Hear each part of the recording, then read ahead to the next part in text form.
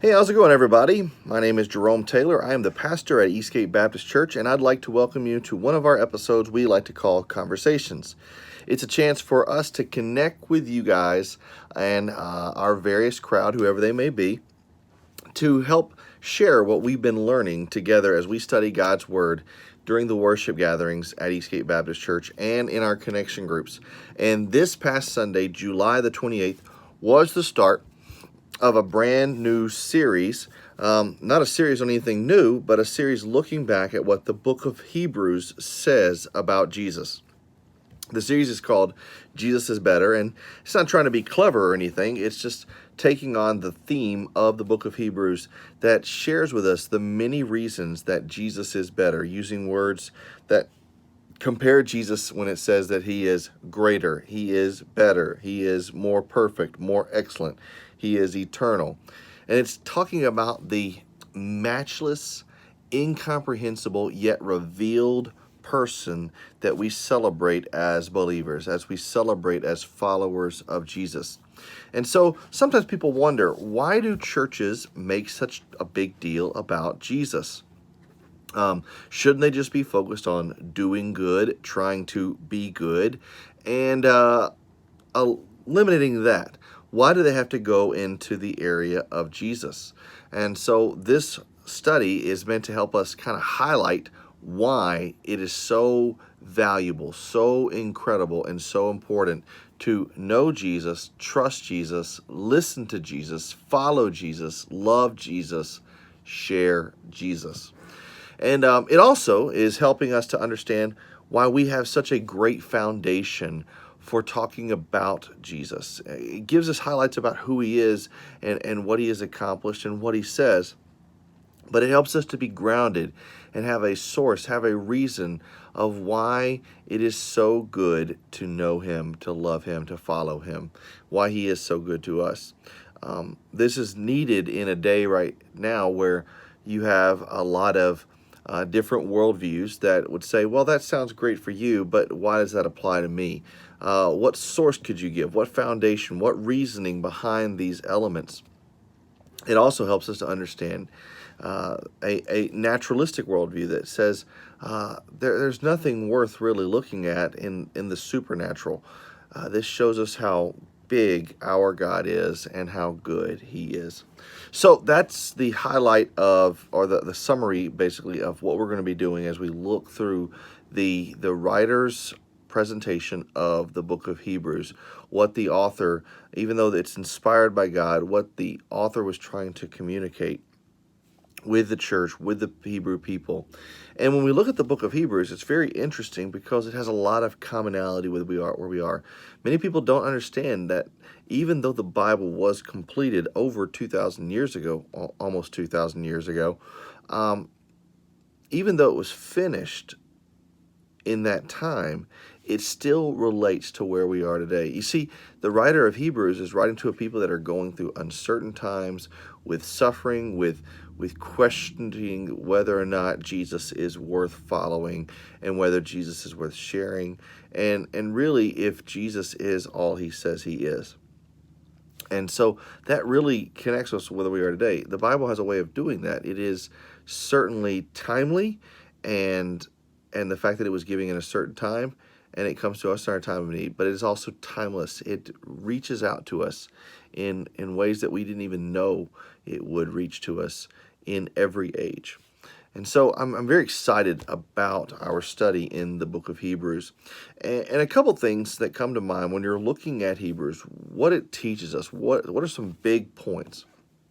Well, it's certainly a book for evaluation of who Jesus is. It's also a book of exhortation. It gives us lots and lots of warnings and just helping us understand with caution what it means to not take Jesus seriously, what it means not to listen to him, what it means not to trust him, what it means to doubt and to live in such a life. It shows us that it's a book of encouragement. It helps us to have real found hope in who this Jesus is. It's a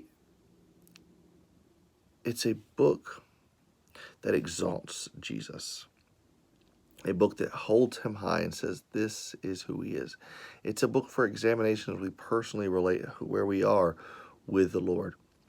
So all these aspects of the book of Hebrews are going to come to light as we study it together. It has all these elements. And so I would just encourage you to take a look and to study alongside of us if you're not a part of where our body, our group of people here assembling at Eastgate Baptist. Follow us along on our sermons and our snapshot conversations and grow with us as we're discovering more and more about this Jesus and how the Bible presents him as greater, better, more excellent, perfect, eternal. So this last week we looked at the opening of the book of Hebrews.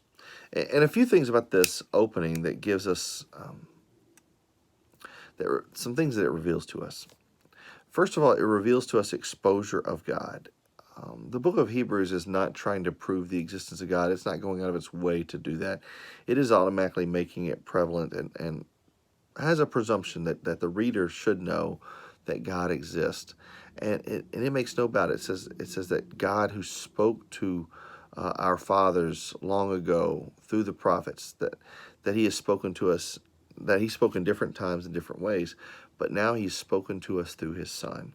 That basically it's giving us exposure to God. That when we have Jesus, that's what we're getting. We're getting exposure to see God even more. But it also shows us the embodiment of God.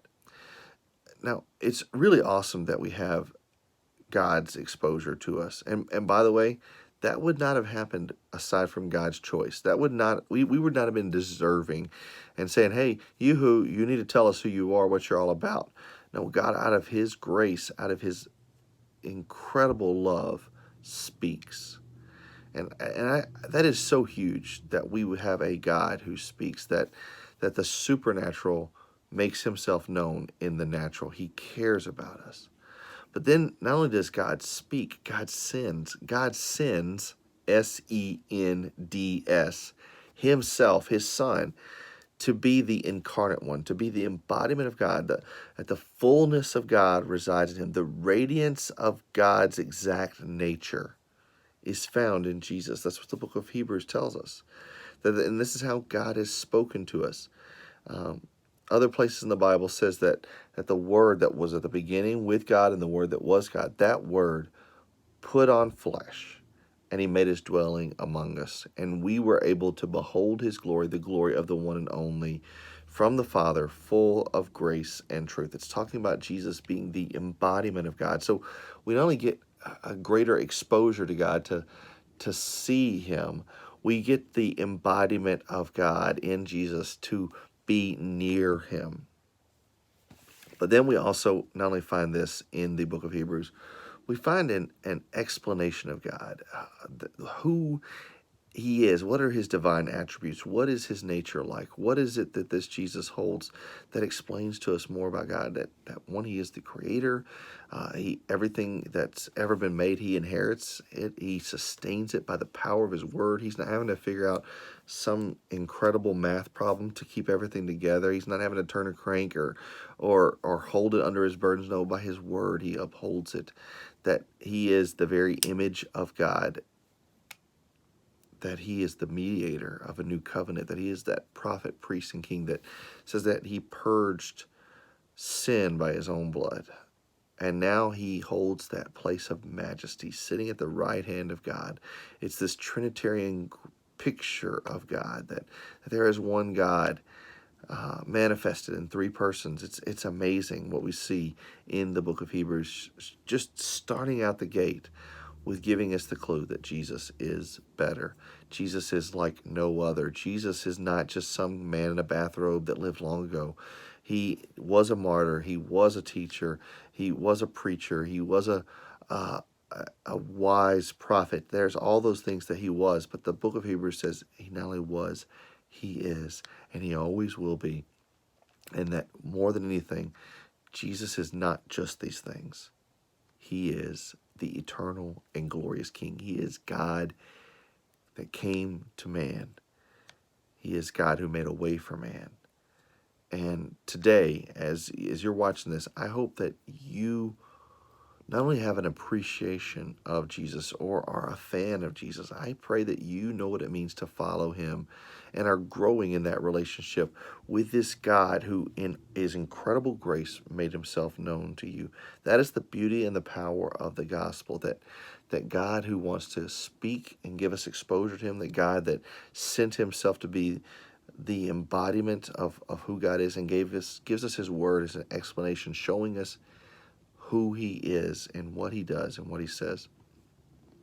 That God, in his grace, not only did all those things, but he did it so that we would have good news, that we would see him in all of his holiness and understand the absolute depravity of our sin, that we would understand how terrible it is to be a sinner lost, dead in your trespasses, and yet to know the goodness of a God who loves you, who cares about you, and in making himself known has also provided the way for us to be saved, the means for us to be saved, not by working out a way for us to figure it out on our own, but for him himself taking our sin upon him by going to the cross and paying the penalty as the perfect sinless sacrifice for the imperfect sinless man. And he did that once and for all, so that all who receive them, he gave them to right to become children of God, even those who believe in his name. It's a personal gift with a personal responsibility. And that gift changes our very eternity. It takes away the wrath of God that was meant for us, and it placed it on Jesus. But it also transforms our life. You see, the whole way of Christendom, the whole way of Christianity is not about just doing good deeds and being good people. In fact, it reminds us that apart from Jesus and his grace and what he did for us, we are not any of those. But the whole goal of what the Bible is telling us is that there is a God. He is Jesus, and we can know him by what he has done, what he has said, who he is made known to us. And we can trust him. We can obey him, we can follow him, we can learn from him, we can listen to him, and we can love this living, eternal, glorious King who is better. His name is Jesus. This has been an episode of Conversations. We're going to wrap it up here and come back next week as we continue our study through the book of Hebrews. I hope that you will grow with us and learn with us. And if you're in the Flint, Michigan area and are looking for a church home, we would love to connect with you further here at 4226 East Atherton Road. And you can connect with us further, taking next steps by finding us on our website, eastgatebaptist.org, finding more information about us here on Facebook. We're also on YouTube, Instagram, and Twitter. And, man, come check us out. Connect with me online, and let's go get a cup of coffee if you're in the area. Let's talk and take next steps together. All right. Till next time, God bless. Have a great day.